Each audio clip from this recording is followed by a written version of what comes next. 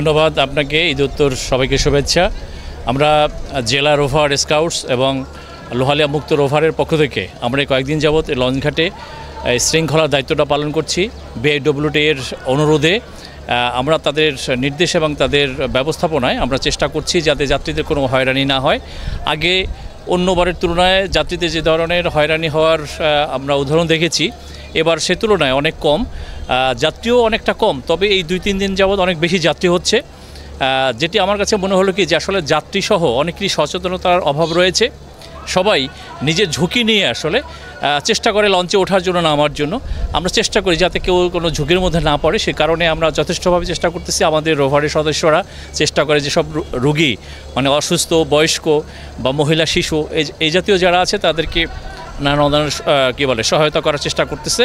তবে কিছু কিছু ঘটনা আছে, এখানে কিছু দালাল বা অসাধু কিছু লোক আছে যারা এটাকে সুযোগ নিয়ে নানা রকম করার চেষ্টা করছে। সেটা আমাদের রোভারের সদস্যরা তাদেরকে হাতে নাতে ধরেছে এবং সংশ্লিষ্ট দপ্তরে বা সংশ্লিষ্ট ব্যক্তিদের কাছে তাদেরকে সোপর্দ করেছে।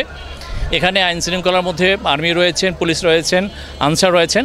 তবে রোভার স্কাউটের সদস্যরা নিবিড়ভাবে কয়েকদিন ধরে খুব কাজ করে যাচ্ছেন। তারা লঞ্চের ভিতরে, বাহিরে, অটো শৃঙ্খলা থেকে শুরু করে সার্বিকভাবেই তারা ব্যবস্থা নিচ্ছে।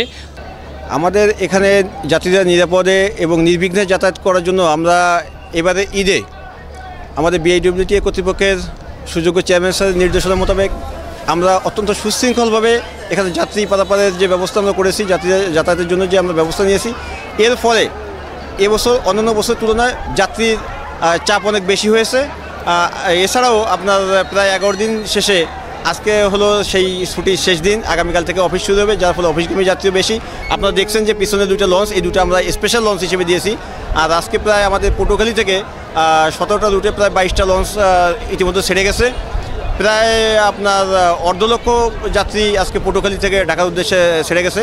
2টা যে স্পেশাল লঞ্চ, এটাও যাত্রী চাপের জন্য 2টা স্পেশাল লঞ্চ আমরা ব্যবস্থা করেছি, যেন আপনার যাত্রীরা নিরাপদে এবং নিরাপত্তার সহিত যেন ঢাকায় যেতে পারে। যার ফলে এই অবস্থায় এখানে কোনো তোষক বাণিজ্য নেই, এখানে কোনো বাড়তি ভাড়া আদায় করা হচ্ছে না। আমরা বারবার অভিযান চালাচ্ছি, কোনো রকম অভিযান কারো কোনো অভিযোগ পাওয়া গেলে সাথে সাথে আমরা নিচ্ছি। তবে এখন পর্যন্ত বাড়তি ভাড়ার কোনো অভিযোগ আমাদের কাছে আসেনি। তোষক বাণিজ্য নাই, এখানে কোনো আপনার বিছানার চাদর ভাড়া করেও যে অনেকে ভাড়া দেয় পটুয়াখালীতে, এটাও নাই। যাত্রীরা অত্যন্ত স্বাচ্ছন্দ্য ও নিরাপদে যেতে পারতেছে।